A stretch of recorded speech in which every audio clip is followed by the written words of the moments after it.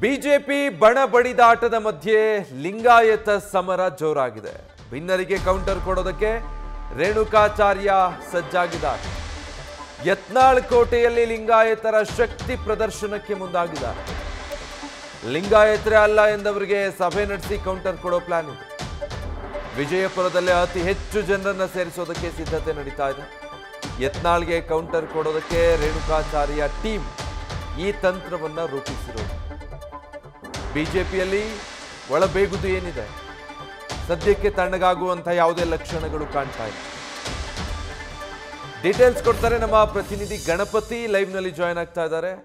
ಗಣಪತಿ, ಬಿಜೆಪಿಯ ಭಿನ್ನಮತ ಬಣ ಬಡಿದಾಟ ಈಗ ಲಿಂಗಾಯತ ಸಮಾಜದ ಸಭೆ ನಡೆಸುವಂತ ಹಂತಕ್ಕೆ ತಲುಪಿದೆ. ಏನ್ ಪ್ಲಾನ್ ರೇಣುಕಾಚಾರ್ಯ ಅಂಡ್ ಟೀಮ್ದು? ಯಾವ ರೀತಿ ಸಂದೇಶ ರವಾನೆ ಮಾಡೋ ಯೋಚನೆ? ವಿಜಯ್, ಖಂಡಿತ ನೋಡಿ, ಯತ್ನಾಳ್ ಅವರು ಆರಂಭದಲ್ಲಿ ಲಿಂಗಾಯತ ಸಮುದಾಯ ನಮ್ಮ ಪರವಾಗಿದೆ, ಭಿನ್ನರ ಪರವಾಗಿಯೇ ಲಿಂಗಾಯತ ಸಮುದಾಯ ಇದೆ ಅಂತ ಒಂದಷ್ಟು ಸಭೆಗಳನ್ನು ಮಾಡ್ತಾರೆ. ಆ ಸಭೆಗೆ ಕೌಂಟರ್ ಕೊಡಲಿಕ್ಕೆ ಈಗಾಗಲೇ ಯಡಿಯೂರಪ್ಪನವರ ಆಪ್ತ ಬಣ ಅಂದರೆ ರೇಣುಕಾಚಾರ್ಯ ಅಂಡ್ ಟೀಮ್ ಏನಿರುತ್ತೆ ಅದು ಸಂಪೂರ್ಣವಾಗಿ ಅನೇಕ ಜಿಲ್ಲೆಯಲ್ಲಿ ಒಂದು ಪೂರ್ವಭಾವಿ ಸಭೆಗಳ ಕೂಡ ಮಾಡುತ್ತೆ. ಅಂದರೆ ನಿನ್ನೆ ಒಂದಷ್ಟು ಜಿಲ್ಲೆಗಳಲ್ಲೂ ಕೂಡ ಮಾಡ್ತು. ಅದಾದ ನಂತರ ಬೆಂಗಳೂರಲ್ಲೂ ಕೂಡ ಒಂದು ಅನೇಕ ಸಭೆಗಳನ್ನು ಕೂಡ ಮಾಡ್ತಾ ಇದೆ. ಅಂದರೆ ಈ ಬಾರಿ ಏನು ಅಂತಂದರೆ ವಿಜಯಪುರ ಜಿಲ್ಲೆಯಲ್ಲೂ ಕೂಡ ನಾವು ಲಿಂಗಾಯತ ಪೂರ್ವಭಾವಿ ಸಭೆ ಮಾಡ್ತೀವಿ ಅಂತ ಈಗಾಗಲೇ ರೇಣುಕಾಚಾರ್ಯ ಅಂಡ್ ಟೀಮ್ ರೆಡಿ ಆಗಿರುವಂಥದ್ದು. ಏನಕ್ಕೆ ಅಂತಂದ್ರೆ ನೋಡಿ, ವಿಜಯಪುರದಲ್ಲಿ ಈಗಾಗಲೇ ಯತ್ನಾಳ್ ಅವರ ಕೋಟೆ ಅಂದರೆ ಯತ್ನಾಳ್ ಅವರ ಭದ್ರಕೋಟೆ ಅಂತಾನೆ ಹೇಳ್ಬೋದು. ಲಿಂಗಾಯತ ಸಮುದಾಯ ಯತ್ನಾಳ್ ಅವರ ಪರವಾಗಿದೆ, ಒಂದಷ್ಟು ಹಿಂದುತ್ವದ ಓಟ್ ಕೂಡ ಯತ್ನಾಳ್ ಅವರ ಪರವಾಗಿದೆ. ಹಾಗಾಗಿ ಇದೇ ಭದ್ರಕೋಟೆಯಲ್ಲಿ ಒಂದಷ್ಟು ಪೂರ್ವಭಾವಿ ಸಭೆ ಮಾಡುವ ಮೂಲಕ ಲಿಂಗಾಯತ ಸಮುದಾಯ ಯತ್ನಾಳ್ ಪರವಾಗಿಲ್ಲ, ಯಡಿಯೂರಪ್ಪನವರ ಪರವಾಗಿದೆ, ಯಡಿಯೂರಪ್ಪನವರ ಪರವಾಗಿ ಇರುತ್ತೆ. ಜೊತೆಗೆ ಯಡಿಯೂರಪ್ಪನವರು ಯಾವುದೇ ಸಂದೇಶ ಕೊಟ್ಟರು ಕೂಡ ಆ ಲಿಂಗಾಯತ ಸಮುದಾಯ ಯಡಿಯೂರಪ್ಪನವರ ಪರವಾಗಿ ನಿಲ್ಲಬೇಕು, ಈ ರೀತಿಯಾದಂಥ ಒಂದು ಸಂದೇಶವನ್ನು ಕೊಡಲಿಕ್ಕೆ ಒಂದು ಪೂರ್ವಭಾವಿ ಸಭೆಯನ್ನು ಮಾಡ್ತಾ ಇದ್ದಾರೆ. ಜೊತೆಗೆ ಈ ಪೂರ್ವಭಾವಿ ಸಭೆಯಲ್ಲಿ ಅದರಲ್ಲೂ ಕೂಡ ವಿಜಯಪುರದಲ್ಲಿ ಒಂದಷ್ಟು ಜನರನ್ನ ಸೇರಿಸಿ ಒಂದಷ್ಟು ಪೂರ್ವಭಾವಿ ಸಭೆ ಮಾಡುವ ಮೂಲಕ ಒಂದು ಸ್ಪಷ್ಟ ಸಂದೇಶವನ್ನು ರಾಜ್ಯದ ನಾಯಕರಿಗೂ ಕೊಡಬೇಕು, ಭಿನ್ನರಿಗೂ ಕೊಡಬೇಕು, ಜೊತೆಗೆ ಹೈಕಮಾಂಡ್ ನಾಯಕರಿಗೂ ಕೂಡ ಕೊಡಬೇಕಾಗುತ್ತೆ. ಅಂದರೆ ಯತ್ನಾಳ್ ಅವರು ಸಾರಸಗಟಾಗಿ ಹೇಳ್ತಾ ಇರುವಂಥದ್ದು ಅಂದರೆ ಲಿಂಗಾಯತ ಸಮುದಾಯ ಯಡಿಯೂರಪ್ಪನವರ ಪರವಾಗಿಲ್ಲ, ಲಿಂಗಾಯತ ಸಮುದಾಯ ಈಗಾಗಲೇ ಒಂದಷ್ಟು ಹರಿದು ಹೋಗಿದೆ ಅನ್ನೋ ಲೆಕ್ಕಾಚಾರದಲ್ಲಿ ಹೇಳ್ತಾ ಇರುವಂಥದ್ದು.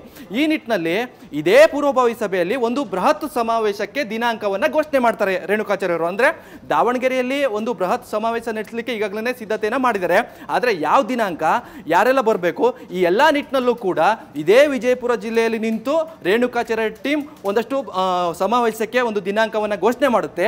ಜೊತೆಗೆ ಒಂದಷ್ಟು ಜನರನ್ನ ಒಗ್ಗೂಡಿಸೋ ಮೂಲಕ ಯತ್ನಾಳ್ ಟೀಮ್ ಅಂದರೆ ಜೊತೆಗೆ ಯತ್ನಾಳ್ ಅವರ ಭದ್ರಕೋಟೆ ಏನಿದೆ ಅಲ್ಲೂ ಕೂಡ ಕೌಂಟರ್ ಕೊಡಲಿಕ್ಕೆ ಈಗಾಗಲೇ ರೇಣುಕಾಚಾರ್ಯ ಟೀಮ್ ರೆಡಿ ಆಗ್ತಿರುವಂಥದ್ದು. ಅಂದರೆ ಯಡಿಯೂರಪ್ಪನವರ ಆಪ್ತ ಬಣದಲ್ಲಿ ಒಂದಷ್ಟು ರೇಣುಕಾಚಾರ್ಯ ಟೀಮ್ ಅವರು ಅನೇಕ ಕಡೆ ಸಭೆಗಳನ್ನು ಮಾಡಿದರೂ ಕೂಡ ಜನಸಂಖ್ಯೆ ಎಷ್ಟರ ಮಟ್ಟಿಗಿದೆ, ಯಡಿಯೂರಪ್ಪನವರ ಪರವಾಗಿ ಹೆಚ್ಚಾಗಿದೆಯೋ ಅಥವಾ ಭಿನ್ನರ ಪರವಾಗಿ ಹೆಚ್ಚಾಗಿದೆಯೋ ಒಂದಷ್ಟು ಲೆಕ್ಕಾಚಾರಗಳು ಈಗಾಗಲೇ ಹೈಕಮಾಂಡ್ ಮಟ್ಟದಲ್ಲೂ ಕೂಡ ನಡ್ತಾ ಇರುವಂಥದ್ದು. ಹೀಗಾಗಿ ಈ ಸಭೆ ಅಂದರೆ ಪೂರ್ವಭಾವಿ ಸಭೆಯಲ್ಲಿ ಒಂದಷ್ಟು ಜನರನ್ನ ಸೇರಿಸಿ ಲಿಂಗಾಯತ ಮುಖಂಡರು ಇರ್ಬೋದು, ಹಾಗೆ ಆ ಮಠದ ಸ್ವಾಮೀಜಿಗಳಿರ್ಬೋದು, ನೇರವಾಗಿ ನಾವು ಒಗ್ಗಟ್ಟಿಂದ ಯಡಿಯೂರಪ್ಪನವರ ಪರವಾಗಿಯೇ ಇರ್ತೀವಿ ಅಂತ ಒಂದು ಸಂದೇಶವನ್ನು ಕೊಡಬೇಕು. ಜೊತೆಗೆ ದಾವಣಗೆರೆಯಲ್ಲಿ ನಡೆಯುವಂಥ ಒಂದು ಬೃಹತ್ ಸಮಾವೇಶ ಏನಿದೆ ಅದು ಯಾವ ದಿನಾಂಕ ಆಗುತ್ತೆ ಅನ್ನೋದು ಕೂಡ ಇದೇ ದಿನಗಳಲ್ಲಿ ಅಂದರೆ ಪೂರ್ವಭಾವಿ ಸಭೆಯಲ್ಲೂ ಕೂಡ ಘೋಷಣೆ ಆಗುವಂಥ ಸಾಧ್ಯತೆಗಳು ಹೆಚ್ಚಿರುವಂಥದ್ದು. Vijay, thank you Ganapathi. News First, ನಿರ್ಭೀತಿಯಿಂದ ನಿಮ್ಮ ಪರವಾಗಿ.